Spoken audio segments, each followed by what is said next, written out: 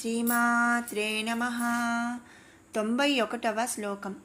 తత్వాసనా తత్వమయీ పంచకోశాంతరస్థితా నిస్సీమ మహిమా నిత్యయౌవనామదశాలిని. తత్వాసన తత్వములే ఆసనముగా కలిగినది. ఇక్కడ తత్వములంటే 36. ఆ 36 ఏంటి అంటే పంచతన్మాత్రలు 5, జ్ఞానేంద్రియములు 5, పంచభూతములు 5, ప్రాణపంచకములు 5, ఉపప్రాణపంచకములు 5, ఇక ఆత్మ, జీవుడు, ఈశ్వరుడు ఇవన్నీ కూడా కలిపి 36 అవుతాయి. ఇవన్నీ అంటే ఈ 36 కూడా తత్వములను ఆసనముగా ఉన్నది కాబట్టి ఆ తల్లిని తత్వాసన అని మనం స్తుతించుకుంటున్నాం. తర్వాత నామం తత్. తత్ అంటే తస్మై నమః అని కూడా అనొచ్చు అన్నమాట. జీవులందు బుద్ధి ప్రేరణను కలిగించినట్టు శక్తి స్వరూపురాలు ఆ దేవి. ఇక్కడ బుద్ధి అను దానికి కర్మ సంకల్పము, కర్మలను నిర్వర్తించినటువంటి శక్తిని ఇచ్చినది, లేదా కర్మలను నిర్వర్తించవలనన్న సంకల్పమును కలుగజేయినది అని అర్థం. అంటే కర్మ అంటే పని, అంటే మనం ఒక పూజే చేయాలి లేదా ఒక పనే చేయాలి, ఏ పని చేయాలన్నా సరే ఆ పని చేయాలి అనే బుద్ధిని కలిగించేది ఆ దేవి అన్నమాట. కాబట్టి అలా మన కర్మలను నిర్వర్తించవలనన్న సంకల్పమును కలుగజేస్తుంది కాబట్టి ఆ తల్లిని మనం తత్ అని స్మరించుకుంటున్నాము. తర్వాత నామం త్వం. త్వం అంటే తుభ్యం నమః అని కూడా అనొచ్చు.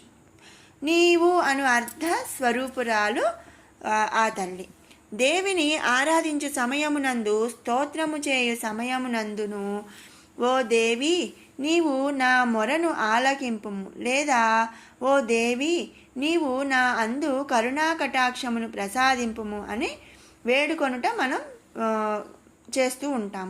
అది ఒక ఆచారం కనుక త్వం అనే శబ్దమునకు నీవు అని చెప్పదగిన అర్థము వస్తుంది.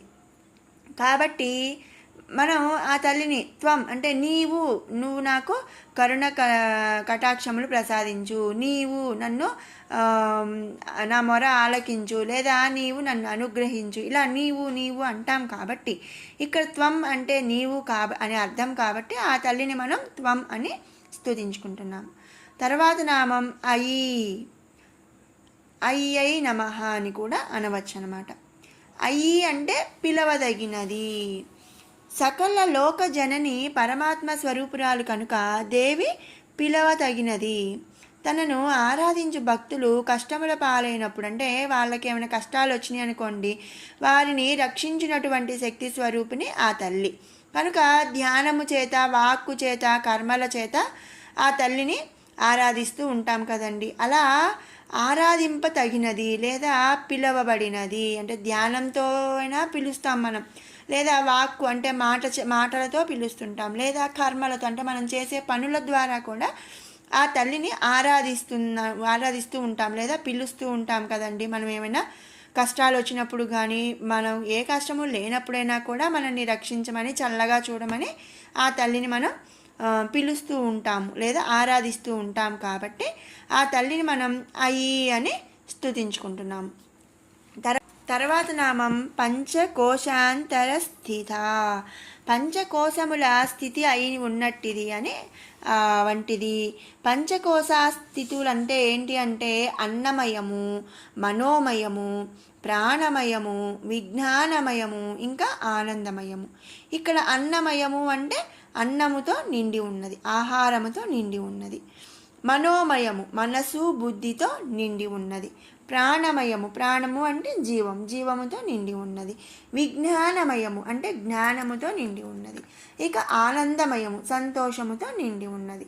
మనం పై నామాల్లో మనం చెప్పుకున్నాం కదండి, ఆ తల్లి జ్ఞానముతో ఉంది, అలాగే సంతోషము, ఇవన్నీ కూడా మనం పైనామాల్లో ఇవన్నీ కూడా ఆ తల్లి జయించింది అని చెప్పుకున్నాము. ఈ 5 స్థితులను కూడా జయించి ఈ 5 స్థుతులు తానై ఉన్నట్టి శక్తిమయి ఆ సకల లోకైక జనని. కాబట్టి ఆ జగన్మాతను మనం పంచకోశాంతరస్థిత అని స్తుతించుకుంటున్నాము. తర్వాత నామం నిస్సీమ మహిమ. నిస్సీమ అంటే సీమ అంటే కొంత ప్లేస్, నిస్సీమ అంటే చెప్పలేనమాట, అనంతమైనది, ఎల్లలు లేనటువంటిది, అంటే ఒక కొంత ప్లేసు అనేది లేదనమాట. నిస్సీమ అంటే మనం చెప్పలేనంత ప్లేసు, ఎల్లలు లేనటువంటిది. మహిమ, మహిమ ఎల్లలు లేనటువంటి అంటే అత్యున్నతమైనటువంటి ఎల్లలు లేనటువంటి మహిమను కలిగి ఉన్నది ఆ తల్లి. కాబట్టి మనం ఆ తల్లిని నిస్సీమ మహిమ అని మనం స్తుతించుకుంటున్నాము. తర్వాత నామం నిత్య యౌవన.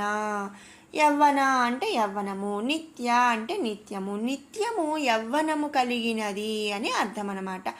మాయకు లోనైన జీవుల అందు కలుగు క్షేత్రక్షయము అంటే క్షేత్ర అంటే మనం ముందు నామాల్లో చెప్పుకున్నాం, క్షేత్ర అంటే దేహము. అలాంటి దేహము క్షయము లేనటువంటిది, అంటే ఆ తల్లికి పుట్టుక మరణము ఏవీ లేవు, ఆ రెండు కూడా ఆ తల్లి జయించింది అని మనం ముందు నామంలో చెప్పుకున్నాం.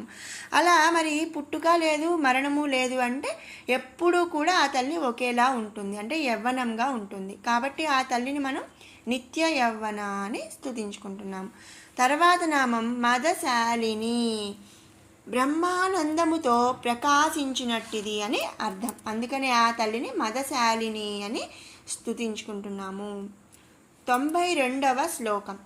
మదఘూర్ణిత రక్తాక్షి మదపాటల గండభూః చందనద్రవ దిగ్ధాంగీ చాంపేయ కుసుమ ప్రియా. మదఘూర్ణిత రక్తాక్షి, మదముచే, ఘూర్ణిత అంటే మనం ఇక్కడ కదులుతుంది, ఘూర్ణిత అంటే కదులుతున్న, ఎర్రని అని అర్థం అన్నమాట. రక్తాక్షి, రక్తం అంటే మనం ఎర్రగా ఉంటుంది కదండి, అక్షి అంటే కళ్ళు అన్నమాట, ఎర్రని కళ్ళు అంటే మదముచే కదులుచున్న ఎర్రని కన్నులను కలిగినటువంటిది అని ఈ నామం యొక్క అర్థం. అలాంటి ఎర్రని కన్నులను కలిగి ఉంది కాబట్టి ఆ తల్లిని మదఘూర్ణిత రక్తాక్షి అని మనం స్తుతించుకుంటున్నాం. తర్వాత నామం మదపాటల గండభూః.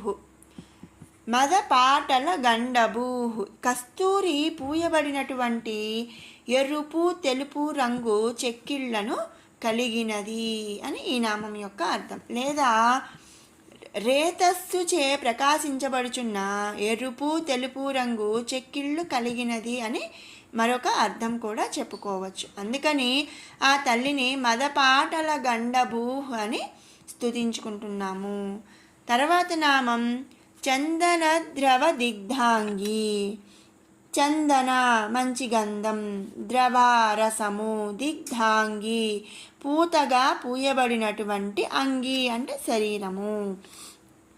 మంచి గంధము యొక్క రసము పూతగా పూయబడినటువంటి శరీరము కలిగి ఉంది కాబట్టి ఆ తల్లిని చందన ద్రవ దిగ్ధాంగి అని మనం స్తుతించుకుంటున్నాము. తర్వాత నామం చాంపేయ కుసుమ ప్రియా. చాంపేయ పుష్పములందు, కుసుమ అంటే పుష్పం, చాంపేయ అంటే చాంపేయ పుష్పములందు, ప్రియా అంటే ఇష్టము కలది. చాంపేయ అనగా దేవదారు లేక సంపెంగ పూలు అని అర్థం అన్నమాట. సంపెంగ పూలందు లేక దేవదారు పూలందు ఇష్టము కలిగినది కాబట్టి ఆ తల్లిని చాంపేయ కుసుమ ప్రియా అని మనం స్తుతించుకుంటున్నాము. విన్నారు కదండి 91, 92 శ్లోకాల అర్థాలను. ఇప్పుడు 89 నుంచి 92 శ్లోకాల వరకు కూడా 2 సార్లు పారాయణ చేసుకుందాం. ఓం ధ్యానం అరుణాం కరుణాతరంగితాక్షీం ధృతపాశాంకుశపుష్పబాణచాపాం అణిమాధిభిరావృతాం మయూకైః అహమిత్యేవ విభావయే భవానీం. ధ్యాయేత్ పద్మాసనస్థాం వికసితవదనాం పద్మపత్రాయతాక్షీం हेमाभां पीतवस्त्रां करकलितलसद्धेमपद्मां वराङ्गीं सर्वालङ्कारयुक्तां सकलमभयदां भक्तनम्रां भवानीं श्रीविद्यां शान्तमूर्तिं सकलसुरनुतां सर्वसम्पत्प्रदात्रीं सकुङ्कुमविलेपनामलिकचुम्बिकस्तूरिकां समन्दहसितेक्षणां ससरचापपासाङ्कुशाम् अशेषजनमोहिनी मरुणमाल्यभूषोज्ज्वलां जपाकुसुमबासुरां जपविधौ स्मरेदम्बिकाम् शिवप्रिया शिवपरा शिष्टेष्टाशिष्टपूजिता अप्रमेया स्वप्रकाशा मनोवाचामगोचरा चिच्शक्तिश्चेतनारूपा जडशक्तिर्जडात्मिका गायत्री व्याहृति संध्या द्विजबृन्दनिषेविता तत्त्वासना तत्त्वमयी पञ्चकोशान्तरस्थिता निस्सीममहिमा नित्ययौवना मदशालिनी मदघूर्णितरक्ताक्षी मदपाटलगण्डभूः చందనద్రవదిగ్ధాంగీ చాంపేయకుసుమప్రియా. మరొక మారు పారాయణ చేసుకుందాము.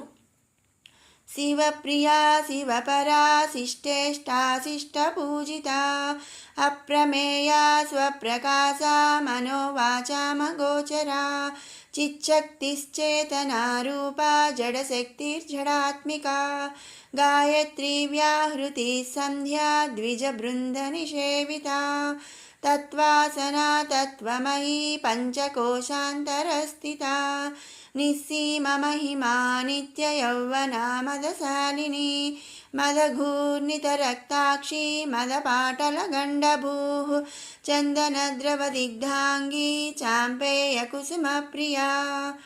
ఓం శ్రీమాత్రే నమః.